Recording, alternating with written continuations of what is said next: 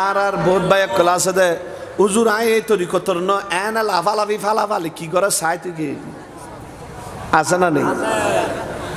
আমার ওইদিকে যাওয়ার অত টাইম, সেদিকে যাওয়ার টাইম খুব অল্প।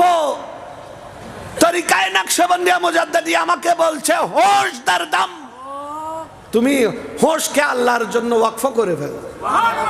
কার জন্য?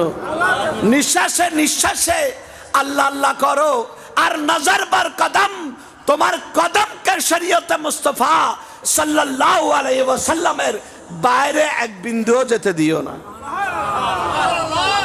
কারণ আল্লাহ তোমার দিকে তখনই নিগাহে করম করবেন, তোমার আশেক বলবেন, তোমার প্রেমিক আল্লাহ বলবেন, যখন তুমি রসুলের ইত্তেবার ভিতর থাকবে। এই কারণে কোরআনে কারীমের মধ্যে সে কথাই বলছেন, ইন কুনতুম তুহিব্বুনাল্লাহ ফাত্তাবিউনি ইউহিব্বুকুমুল্লাহ। যদি আল্লাহকে মহব্বত করো, রসুলের ইত্তেবা করো। কি করো? মুকাইয়াদ থাকো, মতলক হইও না। কি থাকো? রসুলের শরীয়তের ভিতর থাকো। তো রসুলের শরীয়তের ভিতর থাকলে, মুকাইয়াদ থাকলে, আল্লাহ তাআলা বলছেন ইউহিব্বুকুমুল্লাহ, আল্লাহ তোমার প্রেমিক বনবেন। আল্লাহ তোমার। এই কারণে কোরআনে কারীম মাশায়েখ নিজাম তরিকতের 2 নম্বর উসুল বলছেন নজর বার কদম, কদমের দিকে খেয়াল রাখা। কোন দিকে? 3 নম্বর উসুল হচ্ছে সফর দার ওয়াতন। সফর তোমার দেহের মধ্যে কলব, রূহ, খাফি, আখফা, সির, যত লতিফা আছে, লতিফায়ে কলব আছে, তোমার দেহের মধ্যে লতিফায় লতিফায় ঘুরে ঘুরে তুমি জিকির করতে থাকো। প্রত্যেকটা লতিফার খবর নাও। তোমার কলব, তোমার রূহ, তোমার নফস, তোমার সির, তোমার খাফি, তোমার আখফা, প্রতিটা লতিফা যাতে আল্লাহর দিকে মুতাওয়াজ্জু থাকে। এগুলা এক একটা কি দেশ, এগুলা এক একটা দেশ। আর একেবারে সহজ ভাষায় বলতে গেলে, নফস কি বুরাই সে দিল কি পাকীज़गी की तरफ बातनी सफर।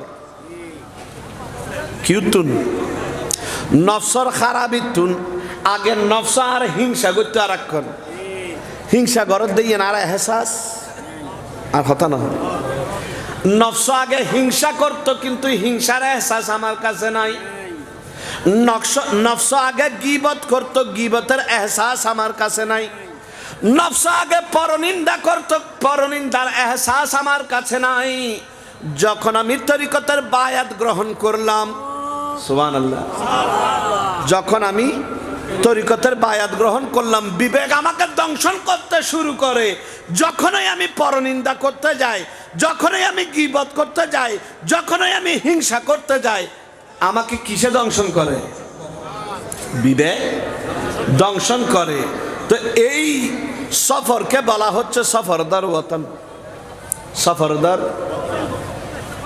খিলবতদার আঞ্জুমান,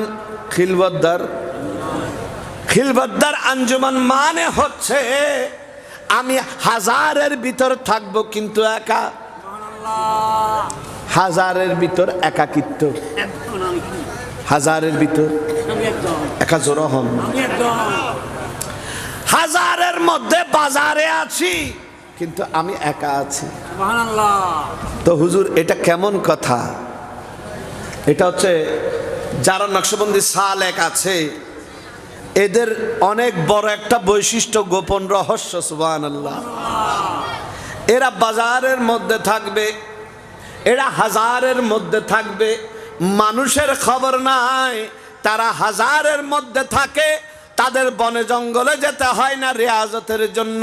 তারা হাজারের মধ্যে বাজারে থেকে তারা একা থাকে। বহুত সন্ন্যাসী এখন হড়ে যায়, হয়তো আর বাবা ইবে কামরূপ কামাক্কা যায়, কি করে এসি বহুত বড় সাধনা করি, ফার আগা দুড়ি রে কি করে এসি, এরকম ব্যাপার আছে না নেই?